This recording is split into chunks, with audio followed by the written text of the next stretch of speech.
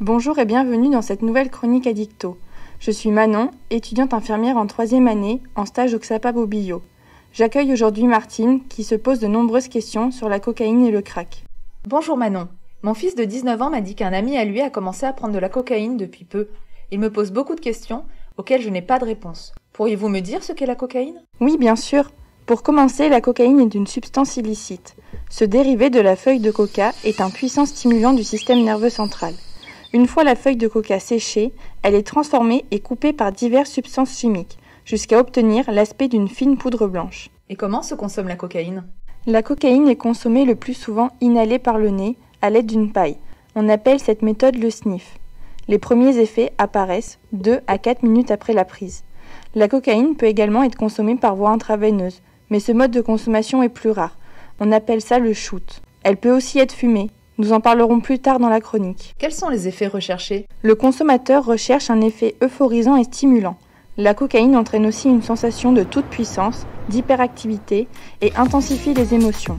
Elle rend le consommateur indifférent à la douleur et à la fatigue. Combien de temps durent les effets ? Les effets varient en général entre 15 et 30 minutes selon le mode de consommation. À la fin de ces effets succède une phase qu'on appelle la descente, qui peut se manifester par de l'anxiété, un état dépressif ou de l'irritabilité. Y a-t-il des risques à en consommer régulièrement ? Tout d'abord, la prise de cocaïne peut avoir des conséquences sur la santé physique des consommateurs. Il y a des risques au niveau cardiovasculaire, comme l'accélération du rythme du cœur ou tachycardie, l'hypertension artérielle, l'infarctus ou les accidents vasculaires cérébraux. Sniffer la cocaïne peut aussi entraîner des lésions au niveau de la muqueuse nasale. Il y a un risque important de contamination bactérienne ou de transmission de virus tels que le VIH ou les hépatites lorsqu'il y a des partages de matériel. Il y a aussi un risque de conséquences neurologiques comme des crises d'épilepsie ou des maux de tête. Et sur le plan psychiatrique, la prise de cocaïne peut provoquer des hallucinations visuelles, auditives et sensorielles, voire des délires paranoïaques et surtout entraîner une addiction.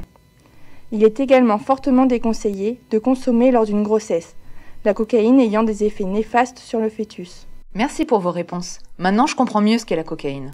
Mais du coup, qu'est-ce que c'est le crack ? Le crack, aussi appelé freebase, est un dérivé de la cocaïne. Il est obtenu en modifiant la cocaïne avec diverses substances, comme l'ammoniac ou le bicarbonate de soude.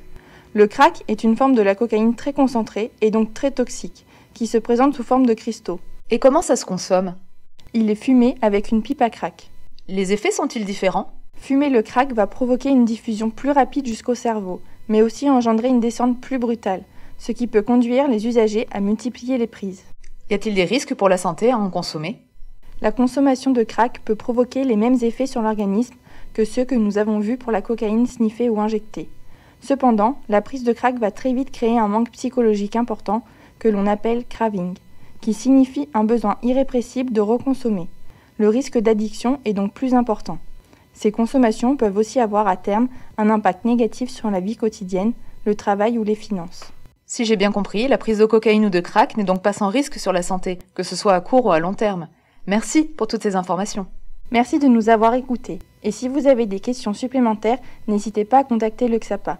Des soignants pourront répondre à vos questions et vous aider. À bientôt pour une nouvelle chronique Addicto.